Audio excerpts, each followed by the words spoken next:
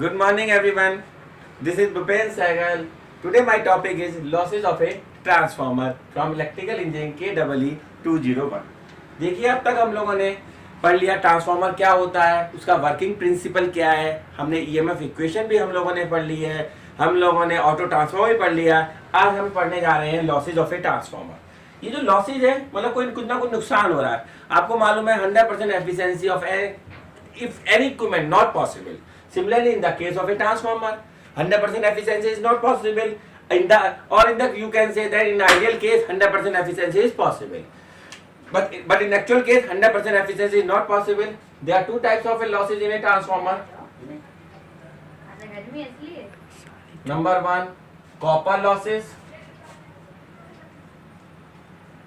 Copper losses. Number two, iron losses. Iron losses. There are two types of losses, copper loss and iron loss. This copper loss is also known as variable loss, and this iron loss is also known as constant loss. हमारे दो losses हैं, एक copper loss एक iron loss. पहला हम पढ़ते हैं copper loss क्या होता है। कॉपर लॉस, कॉपर लॉसेस क्या होते हैं। देखिए एक ट्रांसफार्मर जो हमने लास्ट टाइम पे पढ़ा था, ट्रांसफार्मर, ये ट्रांसफार्मर हमने लास्ट टाइम पे पढ़ा था। एक प्राइमरी वाइंडिंग थी, एक सेकेंडरी वाइंडिंग थी। एक्चुअल ट्रांसफार्मर में करंट कब फ्लो होता है, सेकेंडरी साइड में, when it is close circuit. The current is flowing. This is I2. This is the input voltage AC, and this is the input current I1. Primary and secondary winding. This is known as primary winding, and this is known as secondary winding. हमारा है copper losses. Means the losses occurs in the primary winding is known as copper losses. Similarly, the losses occurs in the secondary winding is known as copper losses because these windings are made up of copper. The losses, copper losses wasted means the losses occurs in the primary and secondary winding in the form of I1 square R1 and I2 square R2. All these cases are occurs when the transformer in the loaded condition. Loaded condition. I explain, repeat. When the transformer is loaded, then the current is flowing in the primary winding. Same, the current is flowing in the secondary winding. The losses occurs in primary winding I1 square R1 and losses occurs in the secondary winding I2 square R2. Then this is known as copper losses. Means copper losses is equal to the total copper losses is equal to the PC equal to I1 square R1 plus I2 square R2. This total losses is known as copper losses. Why this copper losses is known as variable losses? Because current depends upon the load. If load is changing, then current is also changing. Then current is also changing, then copper losses is also changing. Therefore, this copper losses is known as, देखिए अब हम पढ़ने जा रहे हैं iron loss, this is known as constant losses. Next topic है हमारा iron loss और core loss. This is also known as core loss और आयरन लॉस।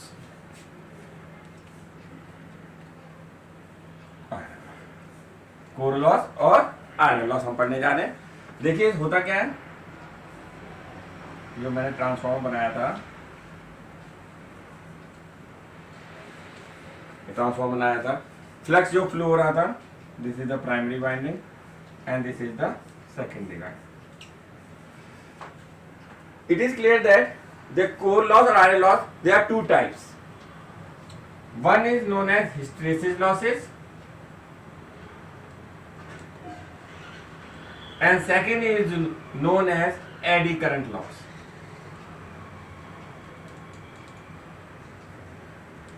ये हिस्टेरेसिस लॉस क्या होता है? देखिए आपने 12th क्लास में पढ़ा होगा, एक BH कर्व होता है. This curve is known as hysteresis loss.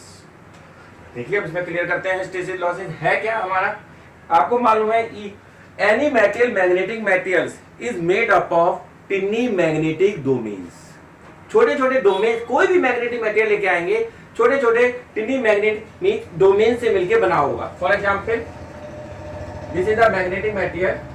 This magnetic material is made up of tiny magnetic domains and all the domains are randomly distributed. बनाता हूं मैं. Suppose this is north, this is south, this is north, this is south. All the domains are randomly distributed if there is no magnetizing force. No magnetizing. This is the magnetic material, and this magnetic material is made up of tiny magnetic domains, and all the domains are randomly distributed if there is no magnetizing force. When you apply a magnetizing force in the magnetic materials,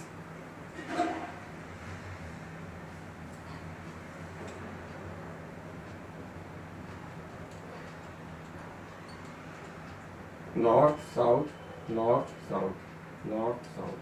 If you apply a magnetizing force, then all the domains are aligned in the direction of current, or you can say magnetizing force.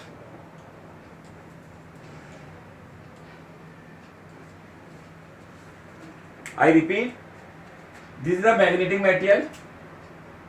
This magnetic material is made up of tiny magnetic domains, and all the domains are randomly distributed if there is no magnetizing force. If you apply a magnetizing force, then all the domains are aligned in the direction of current. But in this case, the current is AC.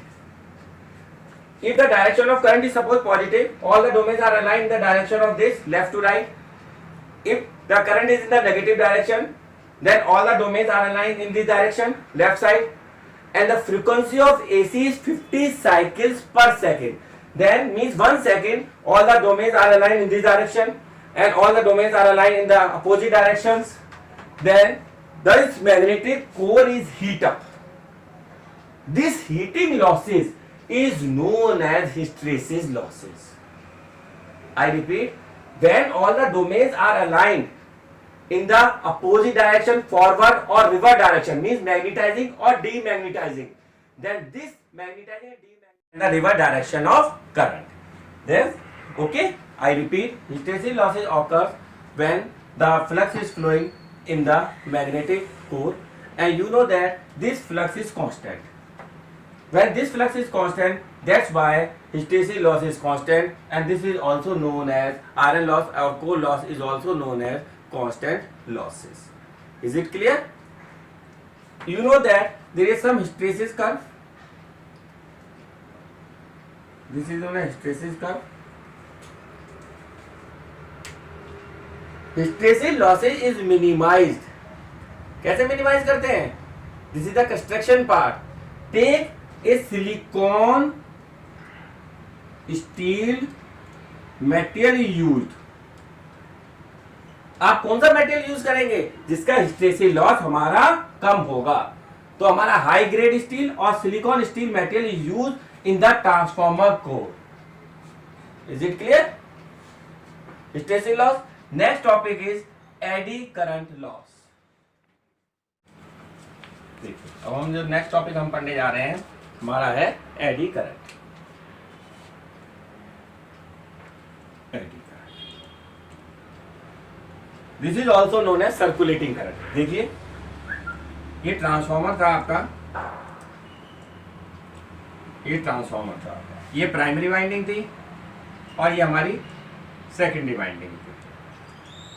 मैंने आपको क्या बताया था कि जब current क्यों flow होता है, क्या रीजन है? When there is a change in flux. Same in the case of a secondary winding, when there is a change in flux, EMF is induced, output voltage is produced.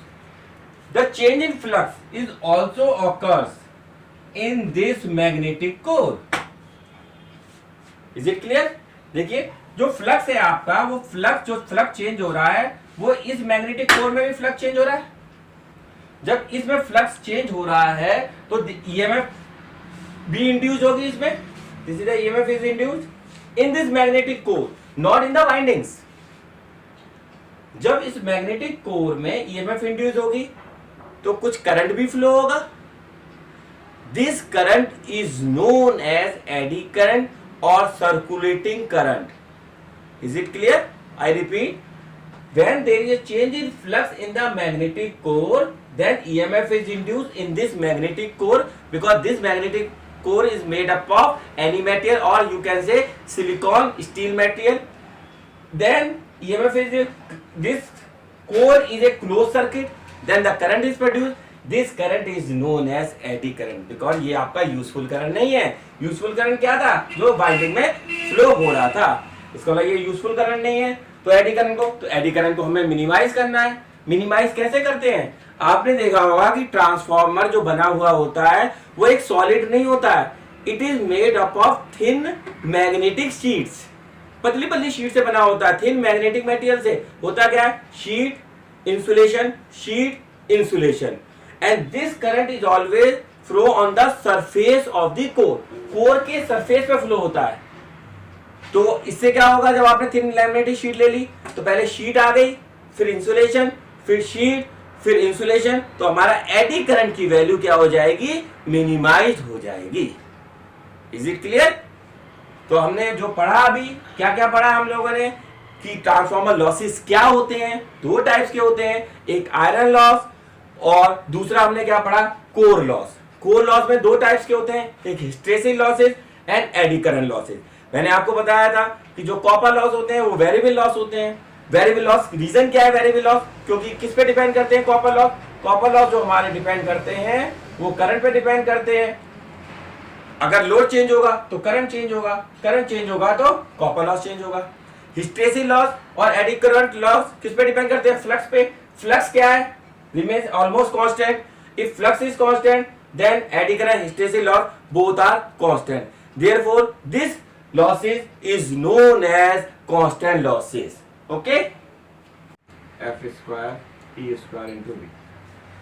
K आपका constant है, B maximum flux density है, F frequency है AC supply which is equal to 50 hertz.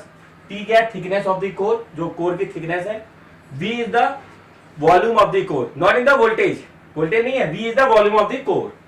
This is known as eddy current loss. Eddy current loss. Similarly hysteresis loss क्या होता है?